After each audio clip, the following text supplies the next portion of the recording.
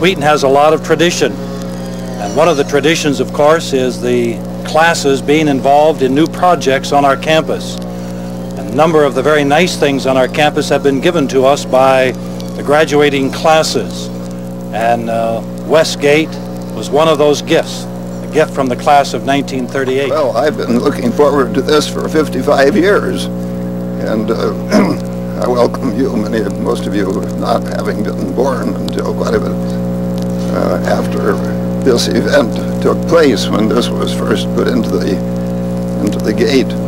The class of 38 was a very unusual class. We were full of vim, vigor, and vitality, and when we heard that it was the custom for a senior class to leave some artifact or memorial of some kind to the college, we decided that we as freshmen would do this, and so we got together and built the beautiful gate, which we have known as Westgate.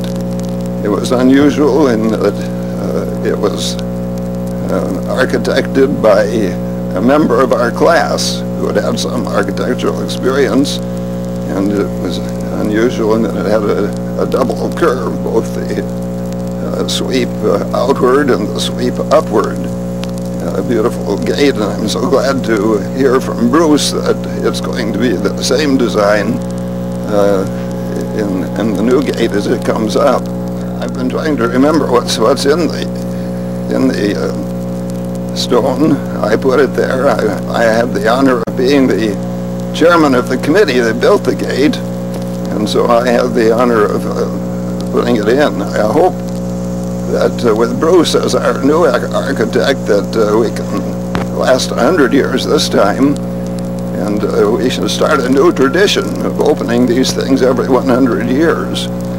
It would be nice if it would be like the Westminster Abbey or something, and would last many hundreds of years, but we'll have to leave that to other generations to discover. I would just like to add that a year ago, last May, the class of 1938 had its 50th anniversary, and prior to the anniversary, several of us in the class noticed that there was quite some deterioration in the stones on the gate, and we felt it would be a proper gift to the college to have that gate restored. I'm just as much inquisitive as Ken and the rest of you as to the contents of this gate, so I believe it's time now to the contents of this box, so I believe it's now time to open it and see just what is in it. Do you want me to hold it with you?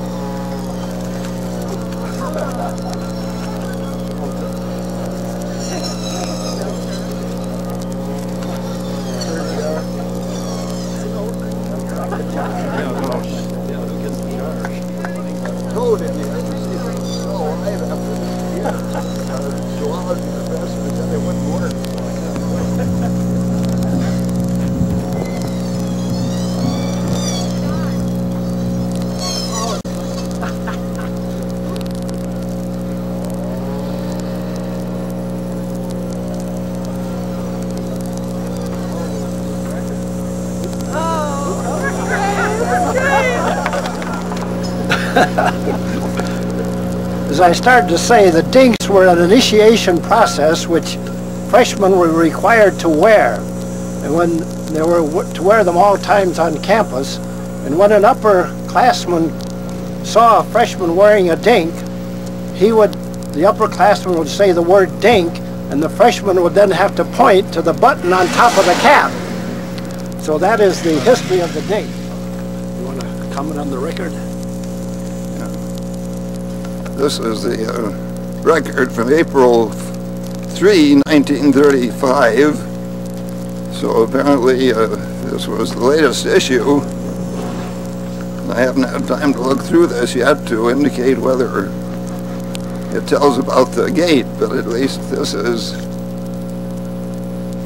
oh, it's signed by W. Dayton Roberts, who was the editor of the Wheaton Record at that time, one of our classmates. What is this? Now we have a list of all of the members of our class. Do we have time for me to read them all? I don't think so, but it begins with Hazel Anderson and concludes with Clinton Ewell. This brochure has a thing called Freshman Facts. These 289 young men and women are freshmen at Wheaton this year, the largest entering class we have ever had. They represent 34 states, 4 foreign countries, and 30 denominations. Largely, they are from out of Illinois. 2/3 of them ranked academically in the upper 1/3 of their high school classes. 10% were valedictorians and the like. They are ambitious, Bill Gates, impressionable. Thank you, Dr. Taylor and Mr. Fisher. As Mr. Fisher said, in just a few weeks, when the gates go back up, members of the class of 38 and students on campus today will be invited to put the new time capsule in the gate.